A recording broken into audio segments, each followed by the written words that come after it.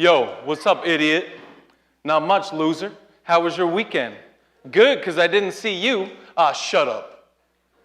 On any given Monday morning, if I walk into the average high school or middle school, that might be a conversation that greets my ears. Now, when I ask most teenagers and most high school students who's having this conversation, they readily identify that as a conversation between two friends. But not only high school students, but grade 8, grade 7, grade 6, grade 5, they all get that this is a conversation between two friends. Idiot, loser, shut up. And yet somehow we recognize this as a conversation between two friends. And my biggest question is, why? Why do friends talk to one another in this way? Why do friends interact in this way? Now, if I ask a lot of kids, they'll say, yo, man, it's funny, man. We're just joking around. It's no big deal. In fact, most kids will tell me, raising their hands, that I don't care. I don't care if my friends call me an idiot. I don't care if my friends call me a loser. But psychology tells me a different story. See, psychology tells me that for every insult, for every negative word, for every mean thing that gets said about me, it takes 10 positives, 10 affirmations, 10 other words that pick me up and lift me up to make up for that insult in my self-esteem, my sense of self-worth, my sense of self-confidence. Now, I could ask you guys, who here thinks that they say 10 positive things for every negative thing they say, when negative includes complaining and negative includes sarcasm? Not many takers. In fact, I would venture to guess that not many of you would raise your hand if I asked who says one positive thing for every negative thing. And we've already seen many examples of that up on this Twitter feed today. That people just can't resist to make fun of something as soon as there's something to make fun of. Now, in asking why we talk to one another this way as friends, I think it's important to examine some different angles. Because if it's not true that it's funny, because we don't like it, because our subconscious doesn't like it, because it does knock us down, because if every day what you hear is loser, loser, loser, loser, loser, whether it's a joke or not, that has an effect. If every day what you hear is idiot, idiot, idiot, idiot, joke or not, that has an impact. So why do we talk to one another this way? Now, what if someone walked in on a Monday morning and said, yo, idiot, what's up? And I say, yo, man, don't call me an idiot. Like, that really hurts my feelings. Oh, what, you guys are laughing at me? Now, I just told you that, in fact, it does hurt our feelings. And most of you will recognize that you've had times where friends have made fun of you and you didn't like it, but you knew you couldn't say anything about it because you just get made fun of even more.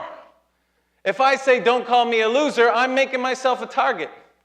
Not only that, but it throws a stick in the spokes. Everything goes haywire. I say, yo, don't call me an idiot. That hurts my feelings. And my friend's likely to be like, yo, man, like, what's your problem? I'm just joking around. So he called me an idiot. Now he's asking me what my problem is. And it makes sense. It makes sense because he is just following the rules. And I'm the one breaking them. He's just following the rules. You see, we talk to one another this way because it's how we've learned to talk to one another. We say we don't care because we've learned to say that we don't care. Because the opposite would be breaking those rules. See, there's this unwritten rule book that we usually don't even think about. Sometimes we don't even recognize. This unwritten rule book of how we interact with one another, how we communicate with one another, how we treat one another. And we follow those rules down to the T not because it's funny, but because we're terrified to do anything else. Because we're too afraid to break the rules. Because we are afraid of our friends. Because if I say, yo, don't call me an idiot, that hurts my feelings, I know I'm making myself a target. Well, what about these two guys? On a Monday morning, they walk into high school, they're surrounded by a group of friends, and they have this conversation. Hey, yo, man, what's up? How was your weekend? Good, man, but I didn't see you around. Oh, yeah, you know what? I had some stuff going on, but I thought about you on the weekend too, man. You're a really good friend. Hey, man, you're a good friend too. I love you. yo, you guys are laughing at me again. And you know why you're laughing at me? Because this is weird.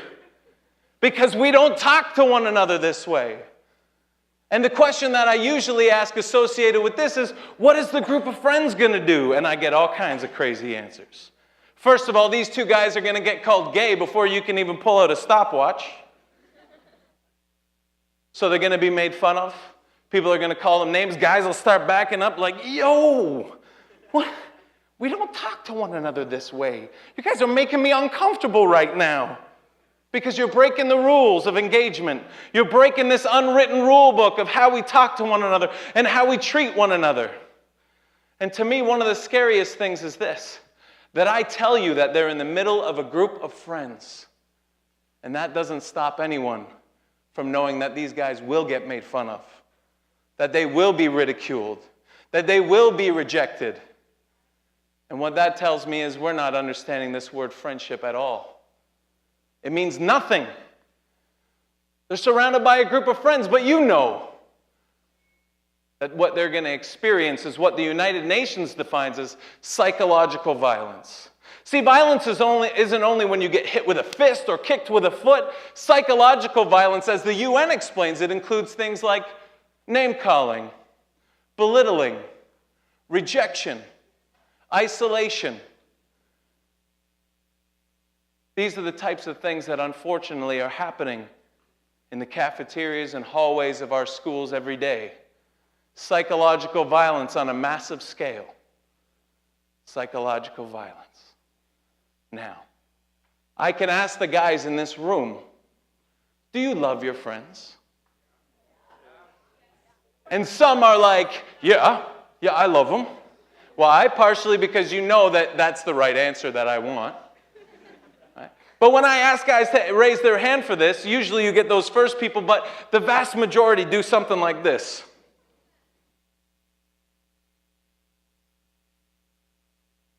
I gotta look first. I gotta see first, it's all right. Other things that I get are guys asking like, what do you mean? Like, love them how? Wait, I like my friends. No, I love them like a friend. That's what I'm talking about. Right? I get all of these little provisos, ways that we can say I love my friends and still be comfortable about it, because for some reason we have not only confused what friendship is, but even worse, we have confused ourselves with what this word love means. We don't get it. We don't understand this word love. See, if I ask you if you love your mom, it's like, yeah, no problem. I don't got to ask, what you mean. I don't got to look around at my friends. But if I ask you about your friends, all of a sudden, you guys are thinking that I'm asking you if you want to make out with your friends. That's not what I'm asking. I'm asking you if you love your friends. Now, girls, you guys are sitting there going, yeah, boys are so stupid, right? I mean, they just don't get it. They just don't understand love the way that us girls do. Because we can say, oh, wait a minute. Oh, wait a minute. Oh, I'm sorry. I do like you guys being my fans and yelling for me like that, but it might not end that way. Hold on. See, because girls can say, oh, I love you, and give a hug and all that kind of stuff. But girls, you guys can say, I love you today. And if something gets posted or a rumor spreads around or a boy gets in the middle, girls go from saying, I love you one day to I hate your guts the next day. Right? Now, guys, don't be too proud. It's not okay that you both suck at this, all right? That's nothing to be, yeah, man. See, I'm dumb at this and you're dumb at this, so in your face. It doesn't work that way. I think what we need to do is redefine this word love. We need a redefinition. And this is my proposal to you, that we consider love to be a choice. And that's not going to be new to some of you. But my proposal is that we consider love to be a choice, and that choice is specifically directed towards how I treat you. Not how I feel about you. Not the squiggly wiggly cushy wushies or whatever. How I treat you. Which means that maybe when I ask you, do you love your friends, what I'm really asking is, how do you treat your friends? If I ask you if you love your mom, maybe what I'm really saying is, how do you treat your mom? It changes things. See, because all too often what we're doing is we're calling each other names, an idiot and loser and all the rest of it, and even real verbal abuse happening in the home, and it's followed up by, oh, but I love you. Nah, that's not what love looks like. And in too many of our homes, there's violence happening on the real every day. And then the word love comes out. That's not what love looks like. Love is a choice rooted in how I treat you. And so, right now in our high schools every day, we've got kids walking into those doors every morning knowing this reality that if I say something or I do something that can be made fun of, I'm going to get made fun of. And that puts us on the defensive. It puts us in survival mode. It puts us in a mentality that before I do anything, before I say anything, I got to check it. I got to run it through this unseen and unheard of rule book first to make sure that before I do or before I say, I'm not going to get made fun of. And we're making those choices out of fear. Now hear me, I think that there are two ways in which we make most of our choices. Two ways. And that for the most part, we will either be making our choices out of fear or we will be making our choices out of love. And I would propose to you on this day when we're talking about being true rebels, that one is following the rule book and the other one is being a rebel, making our choices out of love. But instead, we got kids scared every day going to school, what they do, what they say, what they wear. Let me tell you guys something. I want you to remember this quote if you can. Violence is the noise of pain. Can you guys say that with me one time? Violence is the noise of pain. See, sometimes I think we get that twisted too. Sometimes we get to thinking that violence is the noise of being tough. Violence is the noise of being big. Violence is the noise of being strong, but I don't think so. The way I see it is violence is the noise of pain. And we see that pain happening in our schools and on our streets all the time. I saw it when I was growing up in Brampton. I see it now when I said I was going to rep Brampton. I see it now that Mississuga is my home and I'm working with the youth here. That's right, I get to rep both places. And what I see is, in some neighborhoods, 20 to 25% of our kids growing up under the poverty line. An obscene amount of homes in which violence is a reality. And then on top of that, youth after youth after youth after youth who feels these things. I'm not good enough. I'm not worth anything. I'm alone. That's the type of pain that's happening in so many of us, if not everyone in this room, at one point or another. And I see the pain in the choice of bullying, the violence of bullying. There's pain under the surface there.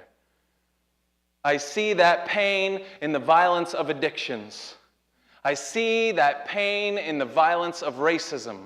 I see that pain in the violence of sexism. I see that pain in the violence of a new study that just came out that says 10% of the youth in the States are smoking weed 20 times or more per month. Now you tell me that there's not pain behind our kids self-medicating en masse on a painkiller. I see pain beneath the violence of kids feeling alone. I see pain in the violence of self-harm. There's pain beneath the violence of suicide.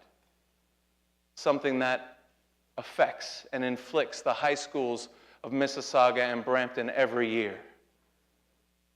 We don't know where to bring all this pain. We don't know what to do with all this pain. My suggestion to you is that we need some true rebels to rise up. See, rebels have the courage to break rules, but they also have the wisdom to know which rules need to be broken. And I want my rebellion to be a rebellion that creates something new. A rebellion that does away with the loneliness and insignificance and insecurity that so many of our youth are feeling every day walking through the doors of their school. This is my true rebel challenge.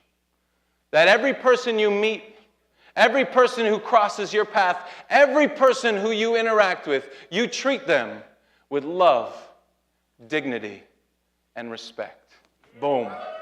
Love, dignity, and respect. Listen, you guys this is nothing new. You guys have heard stuff like this before, but I'm telling you right now that you haven't tried it yet.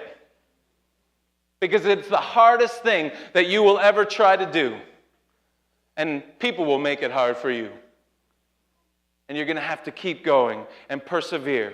So that it doesn't matter if someone has different opinions than you, you're going to treat them with love. It doesn't matter what the color of their skin is, what type of clothes they're wearing, what kind of music they listen to, whether or not you think they're skinny or fat, or if you think they're stupid, or if you think they're smelly, it doesn't matter. You're going to treat them with love and dignity and respect. I don't care what you think about being gay. You're going to treat them with love and dignity and respect. Because that's what a true rebel does. It doesn't even matter if you agree with it or not. Because love transcends that stuff. Rebellion transcends that stuff. We get to choose to be a people of love. Thanks, I love you too. See, Nelson Mandela said this: to truly be free isn't just about casting off one's own chains, but to live in a way that enhances the freedom of others. We will know that we have reached a place of true rebellion when selfishness has gone out of the equation. And instead, we are living our lives in a way that advances and enhances the lives and freedom of other people. When we are living in a way that says, I'm here for you. Because I was a part of your life, I want your life to be better. I will build you up and not tear you down. That's what a true rebel does. There are reasons that people like Gandhi and Martin Luther King Jr. and Nelson Mandela and Mother Teresa get remembered today. And it's because they exhibited this type of commitment to love and forgiveness and unity that found ways to inspire entire nations. Today is your opportunity to say, I'm going to be a true rebel. And I'm going to take the challenge to treat everyone with love, dignity, and respect. And create a new community where we don't have to worry about acceptance and whether or not I'm going to belong, whether or not I'm going to fit in, whether or not I'm going to find a place and a person to love me. Because the people in that community are giving love away for free. Thanks so much.